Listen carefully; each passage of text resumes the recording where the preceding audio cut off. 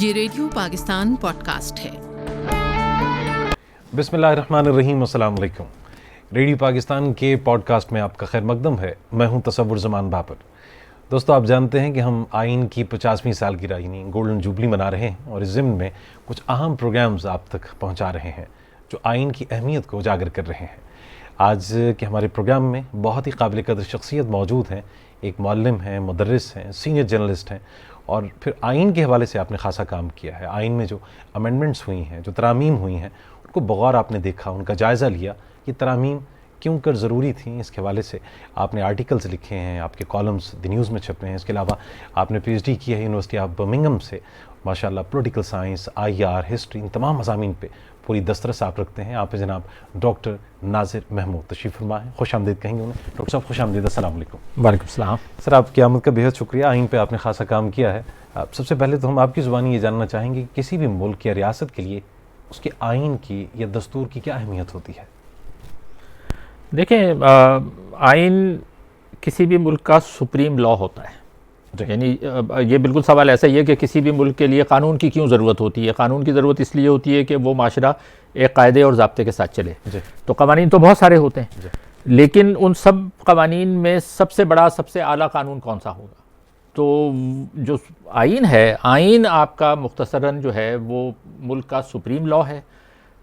بے شک دوسرے قوانین کی خلاف ورزی کسی پیمانے پہ لوگ کریں یا نہ کریں، اس کی سزا ملتی ہے، لیکن جو اعلیٰ ترین قانون ہے یعنی آئین، اس کو کسی طرح بھی کسی بھی ادارے کے ذریعے یا کسی بھی فرد کے ذریعے یہ سوچا بھی نہیں جا سکتا کہ اس آئین کی خلاف ورزی کی جا سکتی ہے۔ کیوں؟ اس لیے کہ اگر آئین کی خلاف ورزی ہوگی تو آپ کے معاشرے کے تار و پود بکھرنے شروع ہو جاتے ہیں، کیونکہ آئین کی خلاف ورزی کا مطلب یہ ہوتا ہے، جو بھی لوگ خلاف ورزی کرتے ہیں وہ ایک طرح سے یہ پیغام دے رہے ہوتے ہیں کہ قانون اہم نہیں ہے، ہم اہم ہیں، ہم اہم ہیں، اپنی اہمیت کا اظہار بالکل۔ کر رہے ہوتے ہیں۔ تو اس سے جو عوام ہیں، لوگ ہیں، ان تک یہ پیغام پہنچتا ہے کہ قانون اہم نہیں ہے۔ تو ایک طرح سے جو ہم معاشرے میں لاقانونیت دیکھتے ہیں، اس لاقانونیت کی بنیاد یہیں پر ہوتی ہے کہ اس معاشرے میں قانون کے احترام سے زیادہ آئین کا احترام کتنا کیا گیا ہے، اور اسی بنا پر آئین کی خلاف ورزی کی بھی سخت ترین سزا رکھی گئی ہے۔ بالکل بالکل۔ یعنی دوسرے قوانین کی خلاف ورزی شاید اتنا بڑا جرم نہیں ہے کیونکہ ان کی چھوٹی موٹی سزا دی جاتی ہے، لیکن آئین کی خلاف ورزی اور آئین کو توڑنا یا آئین کو معطل کرنا، یہ کسی بھی معاشرے کا سب سے بڑا گناہ ہے، سب سے بڑا کرائم ہے، سب سے بڑا جرم ہے۔ اور یہ جرم ہمارے معاشرے میں جب تک نہیں رکے گا، اس وقت تک معاشرے سے لاقانونیت کا خاتمہ نہیں ہوگا۔ اور اکثر جو یہ لوگ پوچھتے ہیں، اب ہمیں آزاد ہو کے 75 سال سے زیادہ ہو چکے ہیں، اکثر لوگ یہ پوچھتے ہیں کہ جی پاکستان میں لاقانونیت کیوں ہے؟ یہ تو ہم جانتے ہیں نا، ہے، یعنی قانون کی پاسداری نہیں ہوتی ہے۔ ہم سڑک پہ نکلتے ہیں، سڑک پہ کوئی ٹریفک سگنل توڑ دیتا ہے، بہت کم ہی لوگ سگنل کا خیال کرتے ہیں، اور بے شمار قوانین کی خلاف ورزی ہوتی ہیں۔ کیوں ہوتی ہیں؟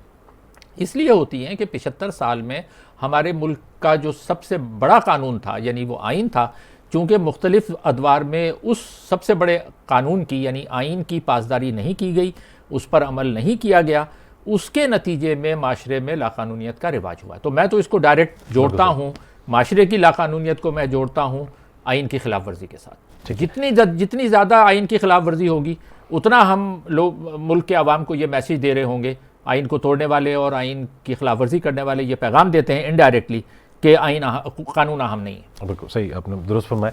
اچھا، خصوصاً آپ نے جس ایشو پہ کام کیا ہے وہ آئینی ترامیم کے حوالے سے۔ جی، اب 73 میں 50 سال پہلے ہم جس ڈاکومنٹ پہ متفق ہوئے، اور تمام سیاسی جماعتیں، اس کے علاوہ پارلیمنٹ سے باہر کے بھی جو حلقے ہیں، سماجی حلقے ہیں، وہ بھی متفق ہوئے، کہ اس کے بعد اتنی ترامیم کیوں ہوئیں اور ترامیم کی کیا ضرورت پیش آئی؟ کیا یہ ترامیم بھی ہم دوسرے الفاظ میں کہہ سکتے ہیں کہ کسی شق پر عدم اعتماد کا اظہار ہوتا ہے؟ دیکھیں، یہ انسان کے بنائے ہوئے قوانین ہیں۔ جی، انسان کے بنائے ہوئے قوانین کوئی سے بھی پرفیکٹ نہیں ہوتے۔ صحیح، یعنی اس کا مطلب یہ ہے کہ یہ ڈاکیومنٹ وہ ہے کہ جو آئین کے بارے میں کہا جاتا ہے کہ اٹس این ایوالونگ ڈاکیومنٹ۔ صحیح، ایوالونگ ڈاکیومنٹ کا مطلب یہی ہے کہ جو آئین کے کانسٹیٹیوشن میکرز جو ہوتے ہیں، جو بھی لوگ آئین بناتے ہیں، ارتقائی عمل جاری رہتا ہے۔ ہاں، تو اس وقت وہ یہ ممکن نہیں ہے کسی کے لیے کہ وہ تمام ممکنہ صورتحال کا مستقبل میں آنے والی ہے اس کا پہلے سے ادراک رکھے۔ اس لیے جیسے صورتحال ڈیولپ ہوتی ہے، لوگوں کے پاس نئے خیالات آتے ہیں، فیڈ بیک ملتی ہے، لوگ کچھ اعتراضات کرتے ہیں، کچھ لیکیونا یعنی اس میں کمی کا احساس ہوتا ہے جی اس کے نتیجے میں ترامیم کی ضرورت ہوتی ہے. لیکن یہ کوئی ہم اگر پوری جتنی آئین ہمارے یہاں 25 ترامیم ہو چکی ہیں, جی. اس کے علاوہ بے شمار اٹیمپٹڈ بھی ہیں, یعنی اٹیمپٹڈ کا مطلب یہ ہوتا ہے کہ جو دونوں ہاؤسز سے پاس نہیں ہوئی, ایسی بھی ترامیم ہیں. جی. تو اور تھوڑا ان کا فرق بھی ہم آپ سے جاننا چاہیں گے کہ دونوں ہاؤسز سے جو ترمیم سامنے نہ ہے اس میں اور صرف ایک اسمبلی سے اگر آ جائے اس میں کیا فرق ہے؟ ہاں بالکل. تو پہلے میں آپ کے پہلے والی اس پہ بات کرتا ہوں کہ آئین میں ترامیم کی ضرورت کیوں ہوتی ہے. تو میں نے جیسے کہا کہ یہ چونکہ انسانی تخلیق کردہ دستاویز ہے, یہ کوئی صحیفہ نہیں ہے جس میں آپ تبدیلی نہ کر سکیں. تو انسانی جو بنائے ہوئے قوانین ہیں ان کو مسلسل بہتری کی ضرورت ہوتی ہے, اور اس میں کوئی بری بات نہیں ہے. بری بات کیا ہوتی ہے؟ جب وہ ترمیم کسی خاص ایک ایسے مقصد کے لیے کی جائے جو عوام کے مفاد میں نہ ہو. تو اب ہم یہاں پر یہ آتے ہیں کہ جو جتنی ترامیم ہوئی ہیں یا ہوتی ہیں وہ ضروری نہیں ہے کہ ساری جس طرح کہ ہر تبدیلی اچھی تبدیلی نہیں ہوتی, اسی طرح ہر ترمیم بھی اچھی ترمیم نہیں ہوتی. کچھ ترامیم ایسی ہوئی ہیں, میں اس پہ تھوڑی سی بات کروں گا. ہر ترمیم ایسی نہیں ہوتی کہ جس کو ہم جب مڑ کر دیکھیں تو ہم کہیں کہ جی واہ واہ بہت اچھا کام ہوا. یہ بعض ترامیم ایسی ہوئی ہیں کہ جنہوں نے آئین کو نقصان پہنچایا, بلکہ جس کو میں کہوں کہ آئین کا چہرہ مسخ کیا, اور آئین کی روح کے منافی تھی وہ ترامیم. بالکل آئین کے روح کے منافی بھی ترامیم آئی ہیں. تو اگر ہم شروع سے دیکھیں جب آئین پاس ہوا تو اس کے بعد جو شروع کی جو ترامیم تھیں وہ تو ایک ترمیم تو یہ تھی کہ جی چونکہ مشرقی پاکستان نیا الگ ہوا تھا تو اس وقت تک جو ہے وہ یہ سرکاری طور پر تسلیم نہیں کیا گیا تھا کہ مشرقی پاکستان الگ ہو کے بنگلہ دیش بن چکا ہے. تو ایک ترمیم کے ذریعے جو باؤنڈریز ہیں, کیونکہ آئین کا آغاز ہی اس پر ہوتا ہے کہ آپ ملک کی حدود کا تعین کرتے ہیں, جغرافی کا تعین کرتے ہیں. تو اس میں یہ ضروری تھا کہ چونکہ جب پاکستان نے جب ذوالفقار علی بھٹو صاحب کے زمانے میں اسلامی سربراہ کانفرنس ہو رہی تھی تو اس میں ضروری تھا کہ بنگلہ دیش کو ایک آزاد ملک کے طور پہ تسلیم کیا جائے. تو وہ تسلیم تو کر لیا گیا لیکن اس کو آئینی شکل دینی ضروری تھی. تو اس فروری 1974 میں اسلامی سربراہ کانفرنس ہوئی جس میں تسلیم کر لیا گیا. اس کے بعد پھر ترمیم کے ذریعے آئین میں اس چیز کو ڈالا گیا کہ اب پاکستان کی نئی باؤنڈریز میں مشرقی پاکستان شامل نہیں, تو اس کو نکالا گیا. تو یہ ترمیم تھی. تو جو شروع کی ترامیم تھیں 7 ترامیم جو بھٹو صاحب کے دور میں ہوئیں, اس میں ایک ترمیم تو یہ تھی, دوسری ترمیم جو تھی وہ قادیانیوں کے بارے میں تھی. اس کے بعد جو دیگر ترامیم آئیں یعنی تیسری سے لے کر 7ویں ترامیم بھٹو صاحب کے دور میں, اور وہ پیریڈ وہ تھا کہ جس میں سب سے زیادہ ترامیم ہوئی ہیں. یعنی آپ یہ دیکھیں کہ اب تک 50 سال میں ٹوٹل 25 ترامیم ہوئی ہیں. 25 میں سے 7 ترامیم 4 سال میں ہوئی. بالکل صحیح. وہ بھٹو صاحب کا دور تھا, یعنی 1974 سے بلکہ 4 سے بھی کم 3.5 سال کے پیریڈ میں وہ ترامیم آئی. تو یہ 2 ترامیم کا تو میں نے ذکر کیا. اس کے بعد جو 5 ترامیم تھیں بھٹو صاحب کے جو دور میں ہوئیں, ان کو بھی ہم کوئی بہت اچھی ترامیم نہیں کہہ سکتے, کیونکہ یہ ذہن میں رکھنا چاہیے کہ جب ہم ترمیم کہتے ہیں تو ترمیم کا مطلب کوئی ایک تبدیلی نہیں ہوتا. اگر آپ اس کی تفصیل میں جائیں تو ایک ترمیم کے اندر کئی ترامیم ہوتی ہیں چھپی ہوئی. اچھا بالکل صحیح. مطلب کتنے, مثال کے طور پہ ایک ترمیم تو وہی نا کہ کسی آپ نے ایک دفعہ یا ایک شق کو تبدیل کیا, لیکن جس کو ہم ایک ترمیم کہتے ہیں اس میں بے شمار تبدیلیاں دوسری جزئیات کو تبدیل کیا جاتا ہے. تو بعض ترامیم ایسی ہیں کہ جس میں صرف ایک یا 2 چیزوں کو تبدیل کیا گیا. بعض ترامیم ایسی ہیں جس میں درجنوں دفعات کو تبدیل کیا گیا. تو یہ ذہن میں رکھنا چاہیے کہ ایک ترمیم کا مطلب صرف یہ نہیں ہے کہ کوئی ایک شق یا ایک دفعہ کو تبدیل کیا گیا. اس میں بالکل ممکن ہے, اور ہر ترمیم میں یہ نمبر آف امینڈمنٹس جو ہیں, تبدیلیوں کا نمبر جو ہے وہ مختلف ہے. یعنی ایک تو اصلاح ہوئی یا درستی ہوئی, ایک بالکل آپ اس کو متبادل نئی شقوں کے ساتھ آپ تبدیل کر دیتے ہیں. تو آپ یہ فرما رہے ہیں کہ اس طرح کی بھی ترامیم ہوئی ہیں. لیکن بھٹو صاحب کے جو دور میں جو ابتدائی ترامیم ہوئی تھی, ساتھ کہنا پڑتا ہے کہ ہم نے ایک اچھا کامیاب آئین دیا تھا, لیکن وہ آئین بھی دائرہ کار متعین نہیں کر سکا, اداروں نہیں کر سکا مکمل طور پہ, اسی لیے ترامیم آئی. تو جو آپ کی بات تھی, اب میں دوسرے سوال کی طرف آتا ہوں کہ آئین امینڈمنٹس اور اٹیمپٹڈ امینڈمنٹس جو میں نے کہا, تو اس میں کیا فرق ہے. دیکھیں, آئین میں ترمیم لانے کے لیے یہ ضروری ہے کہ وہ دونوں ایوانوں سے منظور ہو. ٹھیک ہے, قومی اسمبلی اور سینٹ سے, دونوں سے. کیونکہ اب یہ ہمارے آئین کو یہ ڈسٹنکشن حاصل ہے کہ اس سے پہلے جو ہمارے آئین رہے 1956 والا اور 1962 والا, وہ یونی کیمرل تھے, یک ایوانی تھے, اس میں سینٹ نہیں تھی. تو لیکن سینٹ کا کردار بڑا اہم ہوتا ہے کیونکہ سینٹ جو ہے وہ دراصل وفاق کی آواز ہوتا ہے. جی بالکل. وفاق میں صوبوں کی آواز ہوتا ہے. تو سینٹ آ گئی. 1973 کے آئین کے تحت کوئی بھی ترمیم اس وقت تک ترمیم نہیں کہلائے گی جب تک یہ دونوں ایوانوں سے منظور نہ ہو جائے. بالکل ٹھیک. لیکن بھٹو صاحب کے ہٹنے کے بعد، یعنی ہم نے یہ تو بات کی کہ بھٹو صاحب کے دور میں 7 ترامیم آئیں. بالکل. اس کے بعد جو سب سے زیادہ تباہ کن جو پیریڈ تھا وہ جنرل ضیاء الحق کا پیریڈ تھا. وہ اس لیے تھا کہ چونکہ گو کے آئین میں یہ بات بالکل کلیئرلی لکھی ہے کہ آئین کو توڑنا جو ہے وہ ایک سنگین جرم ہے. بالکل ٹھیک. لیکن اس آئین میں وہ ہونے کے باوجود اس کی خلاف ورزی کر کے اقتدار پہ قبضہ کیا گیا. نہ صرف قبضہ کیا گیا، اس کے بعد پیدر پہ پریزیڈنشل آرڈیننس لائے گئے اور پریزیڈنشل آرڈرز لائے گئے. آئین کا چہرہ بگاڑا گیا. آئین کا چہرہ بگاڑا گیا اور اس میں پروویژنل کانسٹیٹیوشنل آرڈر، جس کو آپ کہہ سکتے ہیں کہ عبوری آئینی حکم نامہ ٹائپ کا جاری کیا گیا. اچھا، اب یہ جاری کون کرتا ہے؟ دیکھیں، قانون سازی، کیونکہ آئین بنانا ایک قانون سازی کا عمل ہے. بالکل ٹھیک ہے. ہم سے مطلب یہ ہے کہ انسانیت نے صدیوں میں یہ بات سیکھی ہے کہ قانون بنانے کا اختیار کسی ایک فرد کو نہیں دیا جا سکتا. بالکل صحیح. یہ میڈیول پیریڈ یعنی قرون وسطیٰ تک یہ چلتا تھا کہ جو بادشاہ نے کہہ دیا وہ قانون ہے. کسی بادشاہ نے کہہ دیا اس کو لٹکا دو، لٹکا دیا، اس کو مار دو، مار دیا. جو بادشاہ کہہ دے وہ قانون ہے. اس کی کئی بات جو ہے آئین ہے، قانون ہے، وہ آئین ہے.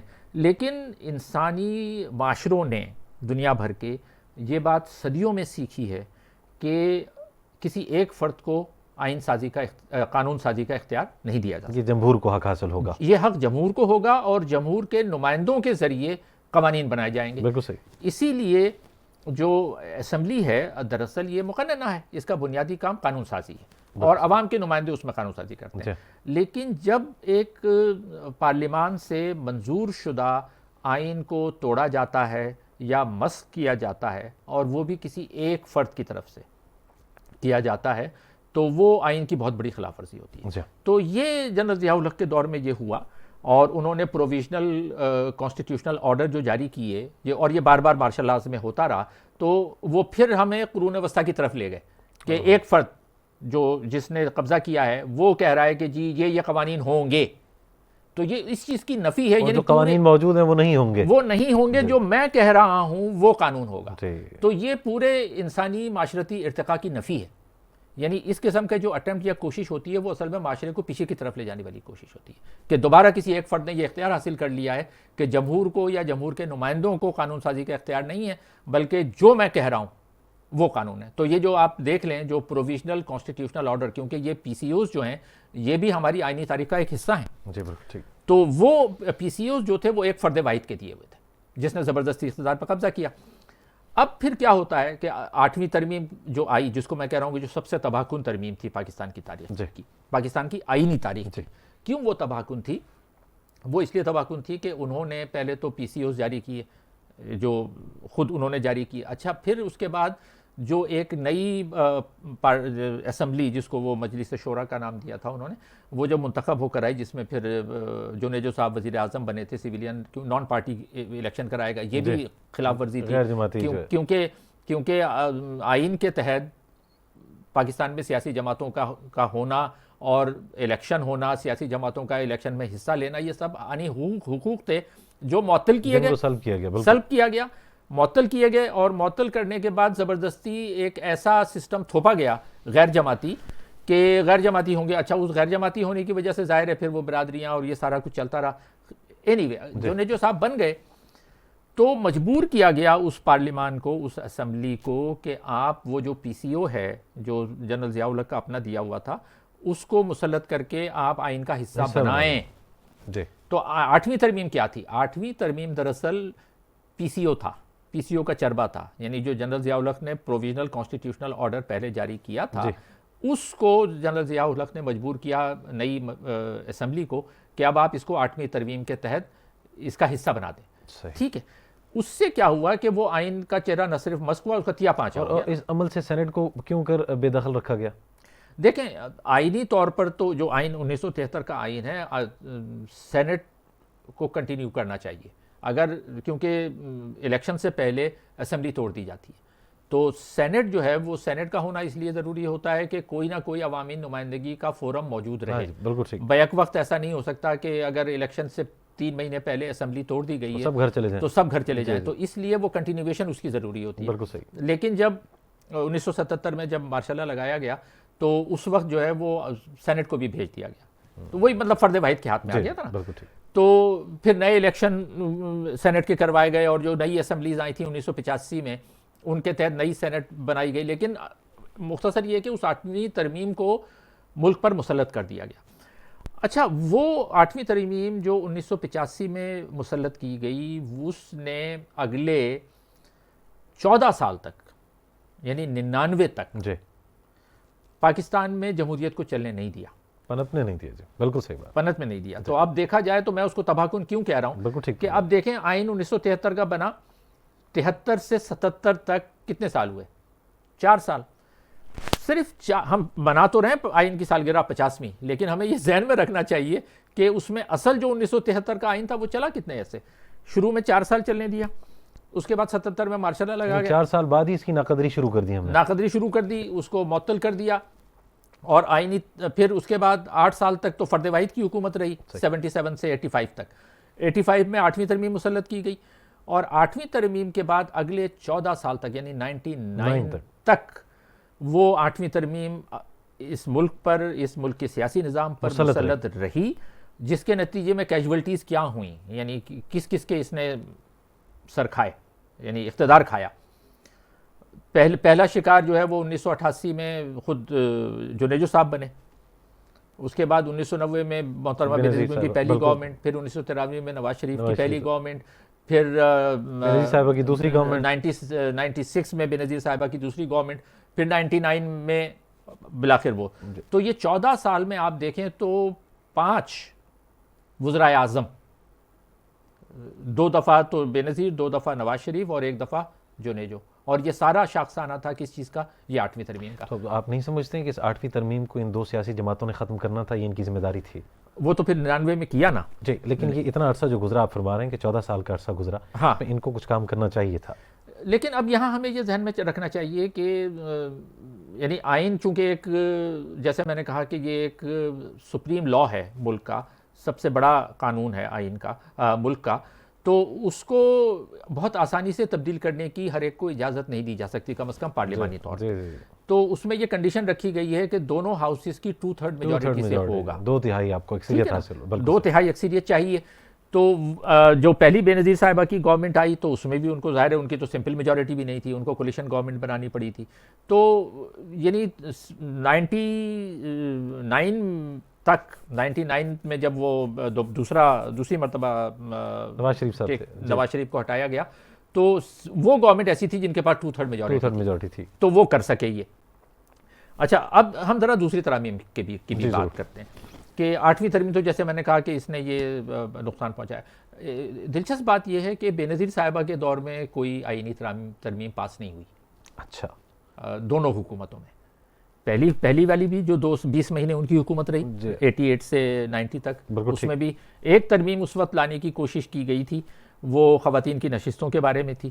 تو لیکن اور وہ نون لیگ نے اس وقت پیش کی, خیر نون لیگ اس طرح تو اس وقت نہیں کہی جاتی تھی, پاکستان مسلم لیگ, نواز شریف اس کو لیڈ کر رہے تھے. تو انہوں نے ایک پیش کی تھی کہ بھئی وہ خواتین کی نشستیں جو ختم ہو گئی تھیں ان کو دوبارہ سے بحال کیا جائے. تو بینظیر صاحبہ نے اس وقت یہ کہا کہ یہ بل ہم خود دوبارہ سے سبمٹ کریں گے اور ہم خود, یعنی وہ چاہتے تھے کہ ہم اس کو خود پیش کر کے پاس کریں گے, لیکن وہ ہو نہیں سکا. 20 ماہ کے عرصے میں ان کی حکومت ختم ہو گئی اور وہ ترمیم نہیں آ سکی. تو پہلی گورنمنٹ میں بھی اور دوسری گورنمنٹ میں بھی بینظیر صاحب کے دور میں کوئی ترمیم نہیں ہوئی. جو اس کے بعد 8ویں ترمیم کے بعد جو سب سے بڑی ترمیم ہوئی وہ 13ویں ترمیم تھی, اور 13ویں ترمیم کے ذریعے پھر 8ویں ترمیم کو بڑی حد تک ختم کیا گیا, یعنی مکمل نہیں ختم کیا گیا. اس کی میں تھوڑی سی وضاحت کر دوں. دیکھیں 8ویں ترمیم کے جو سب سے بڑے پوائنٹ تھے وہ یہ تھے کہ اس کو ملک کو نیم صدارتی نظام کے حوالے کر دیا گیا تھا. نیم صدارتی نظام کا مطلب یہ ہے کہ صدر کے ہاتھ میں یہ اختیار آ گیا تھا کہ وہ اپنی ثوابدید پر پرائم منسٹر منتخب پرائم منسٹر کو ہٹا سکتا ہے 58(2) کی بات کر رہے ہیں. جی اور اسمبلی تحلیل کر سکتا ہے, صوبائی اسمبلیاں ختم کی جا سکتی ہیں یہ اور اچھا پھر اس کے علاوہ جو آرمی چیف کا تقرر, جو تینوں مسلح افواج کے تقرر ہیں, وہ یہ سارے صدر کو دے دیے گئے تھے. یعنی وہ پارلیمانی نظام برائے نام ہی تھا. وہ برائے نام تھا.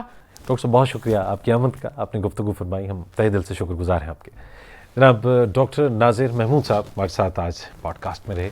آپ ایک معلم ہیں, مدرس ہیں, محقق ہیں اور صحیح معنوں میں ایک دانشور ہیں. آئین کے حوالے سے جو گفتگو آپ نے فرمائی وہ یقیناً آپ ہی کا خاصہ ہے. ہمیں سیاست کے بارے میں جاننا ہے, ہمیں اپنے حقوق کا علم ہونا چاہیے, ہمیں یہ پوچھنا ہے کہ ہمارے آئین میں کیا درج ہے اور جو درج ہے اس پہ عمل درآمد ہو رہا ہے یا نہیں, اور جو شخص عمل درآمد نہیں کر رہا وہ آئین نہیں بلکہ پوری قوم کا مجرم ہے, اور ایسے مجرم کو کٹہرے ملانا ہم سب کی ذمہ داری ہے. سو آئین کے حوالے سے جو آگہی ہے, شعور ہے, اس کو عام کرنے میں ریڈیو پاکستان اپنا کردار ادا کر رہا ہے. آج کے پوڈ کاسٹ سے تصور زمان بابر کو اجازت دیجیے. اللہ نگہبان.